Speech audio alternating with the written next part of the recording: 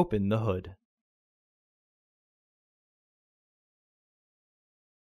Use the hood prop rod to support the hood. The air filter is located here. Disengage the fasteners. Lift the housing and free the tabs from their catch. Remove the old filter and clean out the excess debris in the housing. Insert your new filter into the housing. Make sure the tabs are secure in their catch. Once the filter is fully flushed and the housing is aligned, re-engage the fasteners. Remove the hood prop rod and close the hood. Order your parts today at filterheads.com.